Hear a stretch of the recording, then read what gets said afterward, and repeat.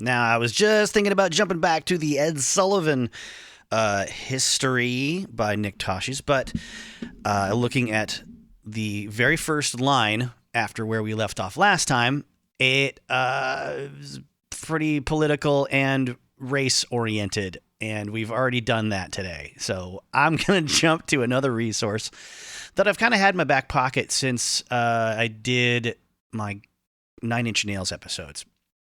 It is the February 1996 issue of Spin Magazine online on Google Books. You can read pretty much their whole catalog for free. And there was an interesting feature on the band Skid Row. That's a band that I listened to when I was a young person, and they had a lot of talent. They have a weird history as far as like hiring this Canadian lead singer who had done a couple of TV commercials and had a really amazing heavy metal voice. And they got big with some pop ballad type stuff. Well, not pop ballad, hard rock, power ballady things, and some fairly like not quite Bon Jovi level sing along kind of rock songs, but they were heavier kind of underneath that. And they were more complex musicians in the way that they, could play when they wanted to. And their stuff got heavier and heavier as that's sort of the way the tide kind of turned for hard rock in the early 90s. And they really didn't make too much of an impact beyond the first 2 records. And this is a write-up 4 years after the sort of peak of their success. So I thought it was kind of an interesting little take that is worth reading just to bring us to the 90s for once. It's been a lot of 50s and 60s and a little bit of the 70s. Obviously, we did the Crosby, Stills, and Nash stuff last episode, and I still have more to do with their 70s era, or no, whatever it was, their reunion tour. That was kind of a disaster. I'm looking forward to digging into that, but I wanted to really, really switch it up here. So it says, by music industry standards, the spring of 1992 was about 100 years ago. And that was when platinum pop metalers Skid Row were wrapping up a triumphant 18-month tour. World tour. For one of those months, I served as one of 2 pyrotechnicians on the road with Skid Row, part of a nearly 30-person crew. We traveled the country in style in a convoy of 4 tour buses and 2 semis. Sometimes the crew had the good fortune of staying in the same plush hotel as the band. Other times, though, we were forced to stay at a different plush hotel closer to the stadium or arena. The year before, Skid Row's Slave to the Grind had debuted at number 1 on the charts and eventually selling over 2 million records. That was the one that really got me. I had to go buy the cassette single for that one because I saw the video on the MTV and thought this was a great heavy metal band. And then I got into much heavier music and didn't really pay attention to what Skid Row was doing after that. But let's see. It says the year before Skid Row says, lead singer Sebastian Bach, perhaps the last of the genetically gifted frontmen, smoldered shirtless on the cover of Rolling Stone. MTV was both playing the band's videos and detailing Bach's every bad boy exploit. The feeling then was that of a freight train gaining nearly unstoppable momentum. It was hard to imagine the party ever ending. But in the summer of 93, their then manager, Scott McGee, in what turned out to be a classic understatement, hinted that Skid Row should take its time before releasing a new album. He would rather, he said, wait for all this Seattle shit to die down. Cue to a hot October 1995 afternoon in Sacramento, California. Skid Row tour manager Mike Amato and I are sitting out in front of the aggressively average Beverly Garland Hotel, which is where the band bunked last night. Skid Row's latest album, Subhuman Race, was released in February of 1995, and while the critics largely praised it, the album has yet to go gold. The band is opening for Van Halen on this leg of its tour, and its crew, now reduced to a gang of 7, always sleeps on the tour bus, which is also where the band sleeps some nights. I'd like to point out that they skipped over a EP of cover songs they did in between Slave to the Grind and Subhuman Race, and that got airplay on MTV for their cover of Little Wing and Psychotherapy by the Ramones, which is probably the first Ramones song I ever heard. There would have been 3 limos out here in the old days, sighs Amato, gesturing to the blazing parking lot awash in sunlight. Now we're relying on hotel shuttle buses to take us to the gig. So what happened? Industry insiders, the ones notoriously quick to point out births, deaths, and rebirths, gleefully herald that metal is dead. Anthrax is touring clubs in a van to try to reconnect, says one record company executive who asked not to be named. And they didn't even do the big hair thing. Well, okay, that's not true. They all had big hair in the 80s, but they had naturally big hair. They're, a lot of curly-haired Italian blood in those guys' veins. But, Anthrax was one of my favorite bands that got hit really hard by the change in guard at Elektra Records that occurred in the mid-90s. Let's see. The Megadeth's last album was a complete dog. That formula is dead. No, that's not the case either. Megadeth, if we're talking euthanasia, that was a very successful one. It wasn't as successful as Countdown Extinction, but if we're talking Cryptic Writings, that one did really well also. That was sort of like their last. That was kind of like their last big one. But again, actually, let's take the premise of the opening line here. 4 years ago was like 100 years ago. So for these people in the industry, we've all walked away from it. Nothing aged worse than that. Warner Brothers and Columbia Records have phased out their metal departments, with others following suit. In Los Angeles, where director Penelope Spheris made her name in the Moose and All documentary of the late 80s glam scene, The Decline of Western Civilization Part 2, the metal years. It's weird to say that and then not go into some mention of her and what she's doing now. The formidable heavy metal station KNAC, once called the heavy metal capital of the world, is now a Spanish station. Even the leather pants and chaps hanging in the Rockstar 2000 store on Hollywood Boulevard are gathering dust. The shop owner shrugs, theorizing that kids can't afford leather pants anymore and it's not the fashion anyway. T-shirts and baseball caps emblazoned with the names of alternative bands are now his best sellers. The jangling of chain mail and the squeak of leather once heard on this ever-tacky boulevard has been replaced by the incessant whir of the automatic cameras wielded by Japanese tourists. But if they want to photograph dolled-up rockers in their finest regalia, they'd better go back to Tokyo. Skid Row is filling into their bungalow-style dressing room at Cal Expo in Sacramento. Bach and guitarist Dave Snake Sabo tote gym bags. Bassist Rachel Bolan carries a cardboard box. Guitarist Scott Hill cradles a backpack. And drummer Rob Affuso, easily the most meticulous band member, wheels in a small suitcase like a flight attendant. The band's first tour was called the No Fucking Frills Tour, but it had a few more frills than this. I asked Bach what happened to the pair of leather pants he wore on tour in '92. The low-riding ones, slid up the sides and lashed together with cord. They're rotting in the basement, he says with a laugh. Hill puts on a t-shirt, and I see that while most of the guys are still rock star skinny, time does march on. The couple of years spent hanging around the house means a few extra pounds in the middle. Sabo sings while he mixes himself a vodka and cranberry. This ass was made for crappin', he croons to the tune of These Boots Are Made for Walkin', and that's just what it's gonna do. One of these days, this ass is gonna crap all over you. He jokes about his slightly gone-to-seed appearance. Yeah, some Korean journalist said, "Oh, you don't look like your pictures." As a roadie, I learned to travel light. 3 years later, Skid Row has dipped below even a roadie's standard of luxury.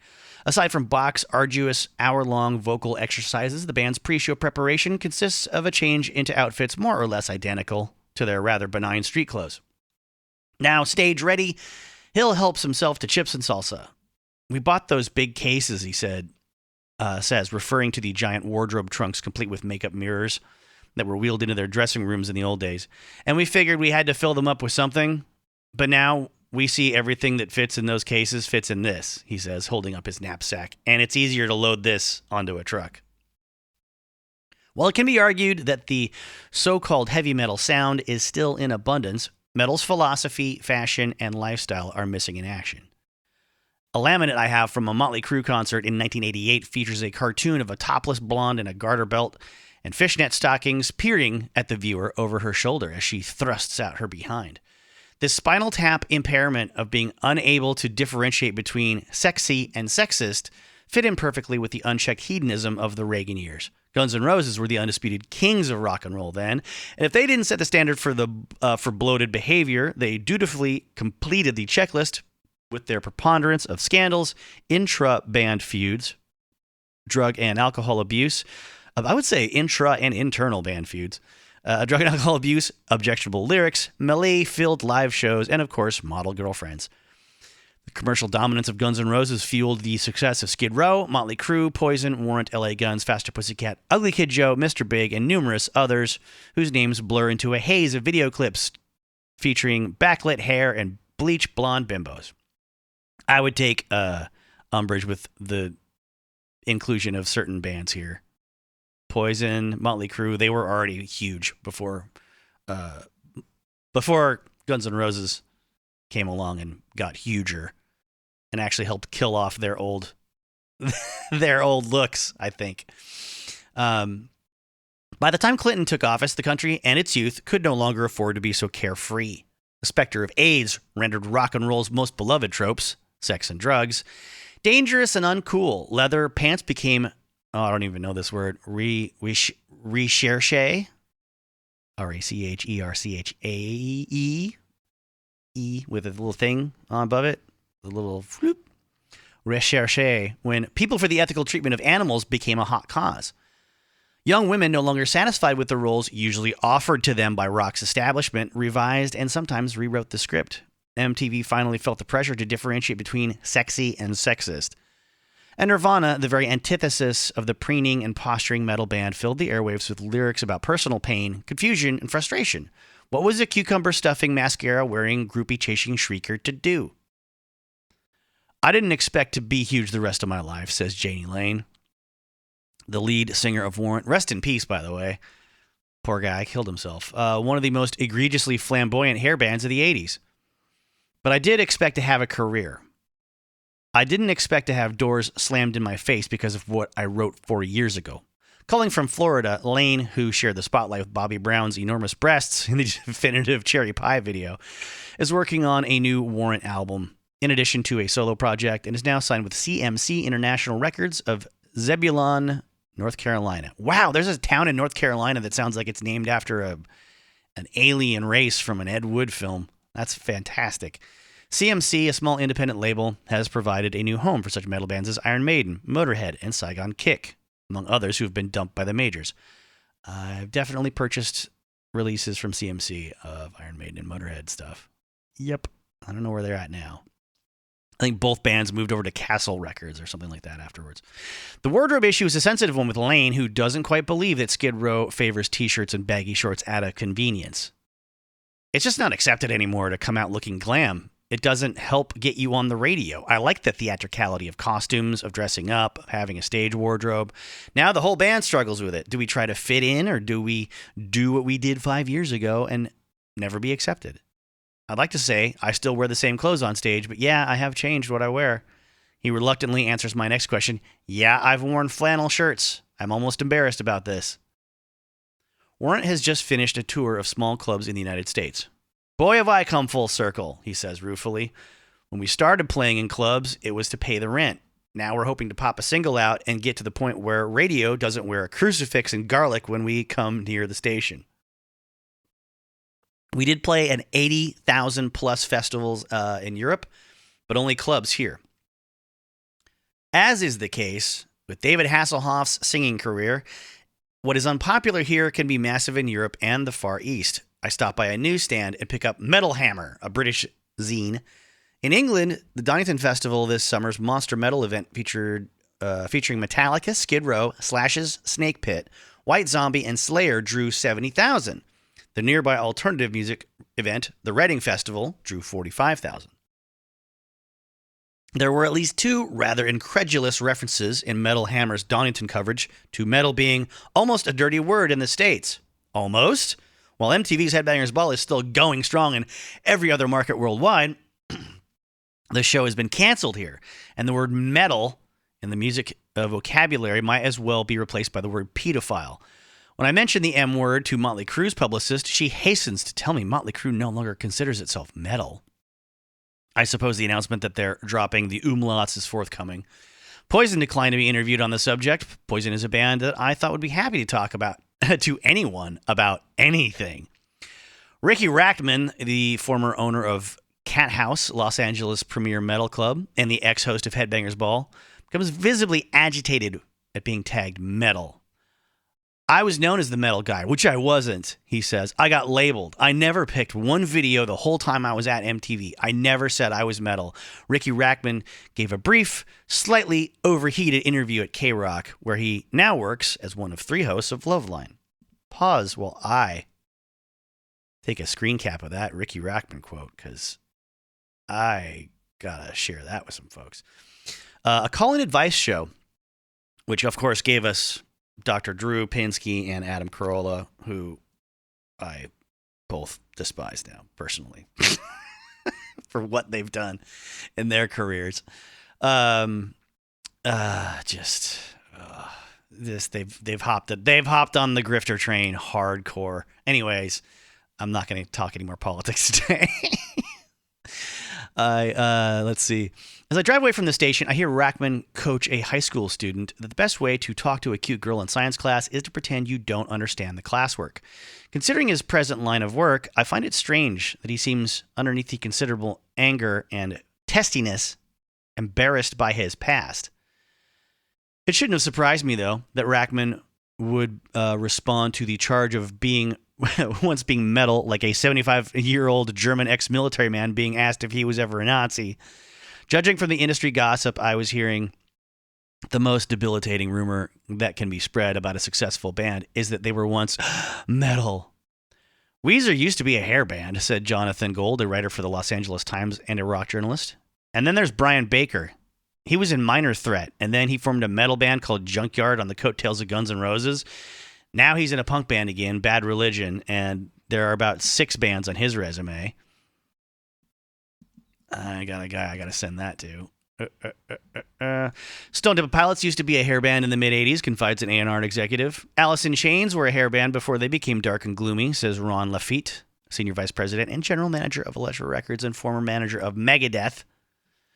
Pantera was a hair band. They were totally glammed out. MTV now labels its heavy metal category metal/hard rock for its video music awards, and metal radio stations have taken to calling themselves aggressive rock. Metal was such a derogatory term that we had to come up with a new one, explains Jessica Harley, senior director of rock promotion at Elektra. At the Grammys, Soundgarden didn't want to be called a metal band on TV. They didn't want to be in that category. They sent out a loud and clear signal to everybody in metal about metal. I'm sorry I didn't do heroin when I was pregnant, says Sebastian Bach, sprawled out as much as he can be on the very crowded tour bus en route from Sacramento to Mountain View. Bach's churlish reference to Courtney Love is just one of a litany of complaints, harangues, and grievances he harbors against the alternative artists, whom he feels neglect their fans and responsibilities. No one in Skid Row has overdosed on drugs or shot themselves in the head, swipes Bach. We don't cancel shows in this band. That Eddie Vedder often appears so discontented with his lot in life, particularly burns Bach. You know what? He says mockingly, holding his forehead. I feel sick. Can you tell everybody and call Neil Young? It's been too grueling on tour, Bach whimpers. We've done 8 shows. Another sore subject is MTV, which Bach blames for everything from illiteracy to America's ever-narrowing scope of what is considered popular music. And of course, for not playing Skid Row videos. Bach is so disturbed by MTV's stranglehold on the taste of America's youth that he read aloud from Marshall McLuhan's 28-year-old attack on television, The Medium is the Message, at a recent college radio convention. We bow at their feet, he says of MTV. We work for a TV station. I was that 20-year-old flavor of the month, the Eddie Vedder, Alanis Morissette thing, and in 5 years it'll be someone else. Oh, buddy, in 5 years there's not going to be any music on MTV. Bach calls the popularity of alternative music the revenge of college people. They hated all of us rockers in high school because we got all the chicks, he alleges. Then they took over MTV and it's like, revenge of the nerds. No rockers allowed. He suddenly thinks better of all this vitriol and sags back against his seat. Oh, shit, he says, wearily. Just say that I love everybody, okay? Andy Sheehan, executive vice president of programming at MTV, responds to Bach's charges with the patiently weary tone of a doorman at an exclusive nightclub. We played Skid Row's Breaking Down video a couple times, he says, referring to the band's latest single. While it wasn't a big hit, we felt it deserved some exposure. As to the suggestion that MTV is out to kill metal, he laughs. We do have an agenda, he admits. It reflects what is happening in the music scene. As a genre, metal is not dead, but it's not what it once was. Perhaps not, but its fans are still loyal enough to a loyal enough breed that Ozzy Osbourne's Osmosis and AC/DC's Ballbreaker both debuted on the Billboard charts at number 4. Metallica, still proudly metal. That'll change in about 6 months after this comes out. Is when Load comes out. Sooner than that, actually. They do their interviews like, well, we wanted to get away from all that heavy metal thunder and lightning, image, and change their logo to not be so pointy. Let's see. Continues to sell millions, and to argue that no new metal acts have recently broken perhaps misses the point of metal's evolution. Alternative groups like Nine Inch Nails, White Zombie, and Ministry all draw from the sonic architecture of metal, grafting 90s technology onto 70s posturing. Posturing? That's kind of a shitty way to put what those bands do. The sound may be revised, but the song remains the same. I don't know if I agree with that either. Bach believes his decision is purely a matter of semantics. The decision. If Skid Row is metal, he said, then you better tell those 20,000 kids out there every night that metal is dead. As the bus pulls up to our hotel in Mountain View, I see that it is not a hotel, but a Best Western Inn. When we disperse the small office and wander through the parking lot to find our respective rooms, it occurs to me that not only is there no bar or room service, there's not even a place for groupies to hang out, unless you count the Carl's Jr. hamburger stand across the street. Hootie and the Blowfish recently speculated that it might be better never to make it at all than to make it big and then have to go back to playing in clubs again. It teaches you a good lesson in humility, says Janie Lane, who should know. People were throwing stuff at us, getting suitcases of money after a gig. I'm depressed just thinking about it. You take stuff for granted. So this is the part of the article where it says continued on page 97. You scroll down through all these pages, and it's like the very next feature is Oasis. And I get to the final column here on page 97, and 2/3 of the page is taken up with an ad for the President of the United States of America. Oh, my God. Rob Affuso barely spoke to me during the 92 tour. Whenever I saw him, he was either on stage playing drums or backstage on a phone, sorting out a painful breakup. 92 was probably our biggest year, he says, and I was miserable during most of it due to my divorce. I hope we get back there again since it was fun and I kind of missed it. He adds that the band's formerly grandiose travel, he'll get back to in terms of, I don't know, I watched them perform last Halloween or 2 Halloweens ago maybe at the Tulalip Casino up in the north end of the Seattle area with their not Sebastian Bach singer. And Sebastian Bach's headlined clubs like the Neptune in Seattle, which is one of the best shows I've ever seen was there. It was a California band called the Mad Caddies. If you like horn sections and punk and some ska and some really good guitar playing featuring some surf and some really good, almost heavy metal riffs, but played in a twangier style. And, dare I say, another one of those ska punk bands from California from the 90s, but they've got a great catalog of fantastic songwriting. I think. I don't generally like California punk or surf punk or pop punk or... Is a surf punk a thing? My brain just made that up. I meant to say California pop punk or Orange County, any of that stuff. I hate the vocal style. I hate the wah, wah, wah, wah, wah. But yeah, Mad Caddies. Great stuff. Anyway, I guess the point I'm trying to make is that's the kind of club that Sebastian Bach was playing, and it's not very big. It does have a balcony. There's that. There's an upstairs and a downstairs, but it's not one of the larger clubs that are just for the bands that are not big enough to tour theaters. This is if you're not big enough to play the largest club in town. It's not a hole in the wall, national touring bands do play there that have recognition, but and the feedback I've been getting about the Sebastian Bach shows, either he's in fantastic form or he's a mess. It has been like a 50-50 draw from year to year for my friends that do go see him with his solo band. Anyhow, the industry is way too judgmental, says Tom Lipsky, who along with Bill Kane heads up CMC. Lipsky is pointedly disgusted with the way most of his bands have been blackballed. We cater to an audience that wants what it wants regardless of trends. You had disco come in and go out. New wave come in and go out. But Judas Priest and Iron Maiden went through it all and toured all the big venues consistently. These bands continue to draw decade after decade. I think it's just the word metal that's dead, not the style or the scene. A lot of these bands are one hit away from being back where they were before. Most of the kids I run into at the Van Halen Skid Row shows are far less genre-obsessed than the industry types I interviewed. When asked about their favorite bands, the majority casually reel off names of both metal and alternative. Despite the chilly California night, one 20-something guy braves the concert shirtless, perhaps to show off his pierced belly button. And his straight dark hair recalls Anthony Kiedis. He tells me he's in a group that plays good hard rock. I don't like the term heavy metal, he says. It's too much like early Judas Priest. He complains that the club owners always ask if you play grunge, and if you say you don't, they won't book you. I hate grunge bands, man, he says. When asked why, he screws up his face. Because they smell.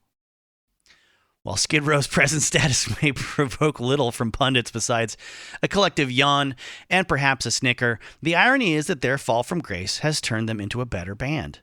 The slightly harder times have forced their focus away from the frills and more toward the music. And the result is palpable. Tonight's sellout crowd in Los Angeles voices its enthusiastic approval for their performance, and Bach and company triumphantly exit the stage. In the middle of Van Halen's set, before we board the tour bus, Bach's wife, Maria, helps pack up the bottles of liquor left in the dressing room by the promoter, as specified in the writer. Were we stupid? She asks incredulously, holding up a fifth of Stolchnaya. I can't believe we used to leave this. This is a bottle of vodka a day. She's right. Back in the day, it had never occurred to anyone to take all that carefully negotiated stuff. There always seemed to be plenty more where that came from. Now, you may be surprised to find out that the author of this former road crew member of Skid Row is a woman. At the beginning of the magazine, there's quotes from each writer, and it says, "Hardly anyone listens to Skid Row anymore, which is too bad, because they sound better now than they did 3 years ago," says Lynn Snowden, right? A picture of her looking fantastic. She looks like she'd be starring in some movie with like Jodie Foster in it or something in the 90s. It looks like a fantastic promotional headshot. It says, Snowden went out on tour with her former employers, found that while pop metal may still live, it no longer lives large.